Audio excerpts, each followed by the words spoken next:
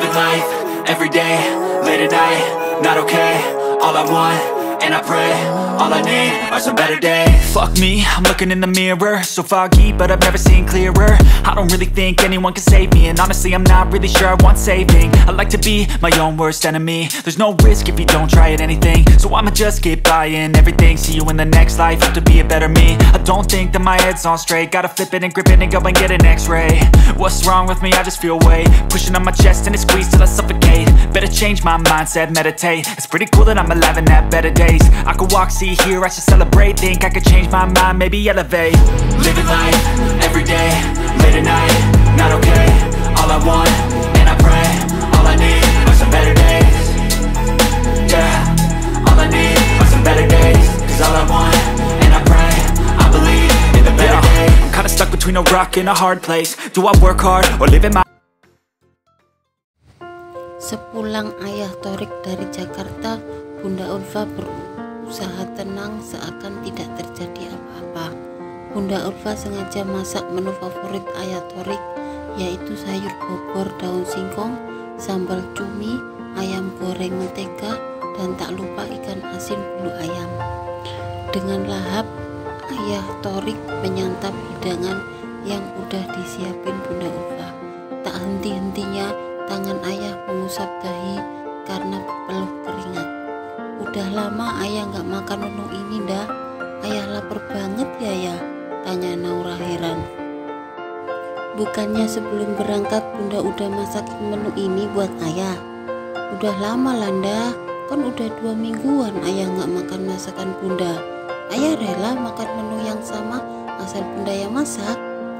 Kak Olive mulai sekarang harus belajar ke Bunda, karena ayah pingin juga makan dari olahan tangan anak-anak ayah. Yes, cuma Kak Olive yang disuruh masak, adik nggak disuruh. Loh, siapa bilang adik nggak disuruh? Adik juga harus, kan anak ayah bukan cuma Kak Olive. Melihat reaksi Naura, semua tertawa. Suasana hangat inilah yang sebelumnya terlihat sebelum ayah Thorik sibuk dengan kerjaan barunya. Di saat Bunda Ulfa terlihat mengemas sisa hidangan tadi, ayah menghampiri sambil bertanya, Bunda oke? Sontak Bunda terkejut mendengar suara ayah. Mungkin ayah menyadari sikap Bunda itu. Maaf kalau ayah mengejutkan Bunda. Oke, Bunda oke ya. Bunda bawain kopi ya. Ayah Thorik tersenyum melihat sikap istrinya yang kokoh. Sudah sangat kenal dengan gelagat istrinya itu. Serasa bisa menebak ada hal yang disembunyikan istri tercintanya itu. Bunda buatin kopi dulu ya. Ayah tunggu di teras depan. Bunda tahu kan kalau ayah nggak suka dibohongin. Cerita sama ayah apa yang nggak ayah tahu semenjak di Jakarta. Bunda nggak bohong ya. Bunda oke, Bunda emang gak bohong, tapi Bunda ngerahasiain sesuatu dari ayah kan? Oh itu soal pencurian di rumah makan ya? Maaf, Bunda gak ngasih tahu ke ayah. Bunda pikir masalah ini udah selesai, kan pencurinya udah ketangkep. Ayah gak tanya soal itu. Saat kejadian berlangsung, ada pegawai rumah makan mengabari ke ayah, dan masalah itu ayah anggap selesai, karena ayah yakin Hamzah gak akan tinggal diam. Apa sebenarnya yang terjadi di rumah Bunda? Thorik benar-benar mengenal Ulfa. Semakin ia berkelit dari suami, dari situlah Thorik makin yakin kalau istrinya memang menyembunyikan sesuatu. Banyak cara yang dipakai Thorik untuk mencari tahu tentang rahasia itu, tapi tetap belum mendapat jawabannya. Sampai akhirnya terjawab juga oleh celotehan Naura yang terlepas bicara. Adik udah gak ikut kegiatan lari lagi ya.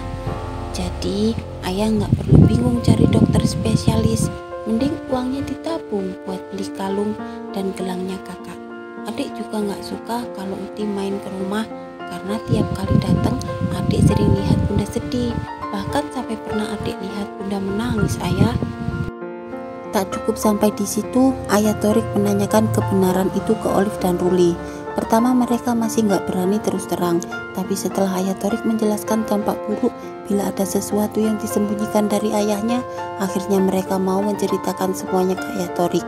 Tampak raut wajah ayah Torik marah dan kecewa setelah tahu kronologi kejadian yang terjadi di rumahnya. Tapi ayah jangan menuduh Uti dulu, ini cuma dugaan kita. Lagian kenapa Uti melakukannya? Kan gak mungkin kan ya? Tapi berbeda dengan pemikiran ayah Torik. Setelah semua yang pernah terjadi, bisa jadi emang ini ulah Uti Hayu. Bukan pertama kalinya Uti Hayu mencoba mengkambing hitamkan istrinya itu. Akhirnya ayah punya rencana untuk membuktikan apa benar Uti Hayu pelaku sebenarnya. Tapi rencana itu hanya Torik yang tahu. Ibu nitip apa? Besok aku mau ke Jakarta lagi. Sebenarnya ibu gak titip apa-apa, tapi kalau kamu maksa, ibu minta belikan tas yang seperti teman arisan ibu, boleh? Kan biar matching sama warna baju yang kemarin Torik belikan. Oke, akan Torik belikan buat ibu. Tapi apa Ulfa gak marah kalau kamu belikan ibu lagi? Kenapa mesti marah? Ulfa kemarin udah aku belikan cincin, sekarang giliran ibu yang aku belikan. Ini tanya ibu dulu. Kalau ibu minta tas, ya Torik belikan tas. Oh gitu. Oh kenapa bu? Tanya Torik penasaran. Ibu minta cincin juga, sambungnya lagi. Harusnya ibu juga dibeliin dong, jangan istrimu aja. Ibu juga pengen cincin, Rik. Kalau ibu minta cincin, insya Allah bulan depan ya. Kalau untuk sekarang uangnya nggak cukup.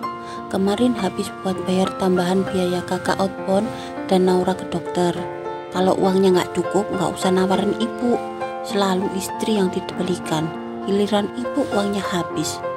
Makin terasa kecemburuan Uti Hayu terhadap Bunda Ulfa. Dan benar dugaan ayah Torik. Saat ayah Torik pergi izin keluar kota, tapi cuman bohongan. Saat itu pula Uti Hayu datang ke rumah. Sampai depan pintu, Uti Hayu melabrak mantunya itu. Coba sini, mana cincin yang dibelikan Torik? Itu cincin bukan buat kamu, tapi buat aku. Gak habis-habisnya kamu porotin Torik. Melihat kejadian itu, Torik semakin yakin kalau Uti Hayulah pelakunya. Karena mendengar semua umpatan yang keluar dari ibu ke istrinya semakin jadi, akhirnya Torik pun keluar dari atas loteng. Cukup bu, teriak Torik menyudahi amukan ibunya itu. Torik, ucapnya terbata sambil melihat ke arah Torik. Bukannya kamu ke Jakarta, sambungnya lagi. Jadi ini perlakuan ibu ke menantunya, ke istri Torik. Orang yang berarti malaikat ini masih ibu benci. Sampai kapan bu? Torik malu bila ibu belum bisa menghormati orang yang selalu ada untuk Torik. Sepulang Uti Hayu, ayah minta penjelasan ke istrinya kenapa hal seperti ini sering dirahasiakan darinya. Torik pikir ibunya itu sudah banyak berubah, tapi ternyata semakin jadi. Sekarang coba bunda cerita ke ayah, perlakuan apa lagi yang dibuat ibu ke bunda bila ayah tidak di rumah. Mungkin ini salah bunda ya, bunda yang teledor.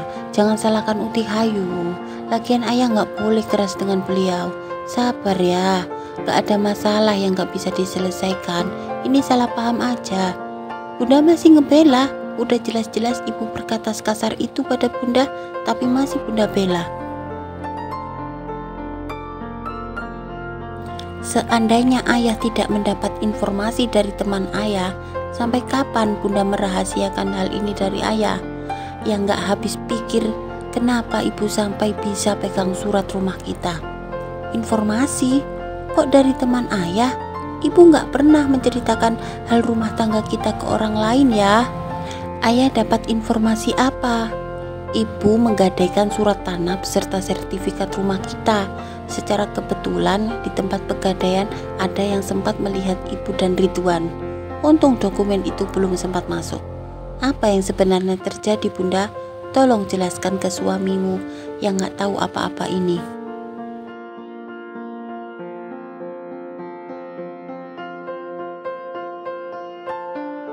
Sambil menahan air mata, bunda akhirnya berterus terang ke suaminya. Terlihat sangat syok wajah Torik mendengar cerita dari istrinya itu. Torik tahu kalau ibunya memang kurang suka dengan Ulfa, karena ibunya dulu punya rencana menjodohkan Torik dengan Darmi, anak dari sahabatnya itu. Karena nggak bisa menuruti kepuasan hati ibunya itulah Ulfa selaku istri pilihan dari anaknya yang mendapat imbasnya.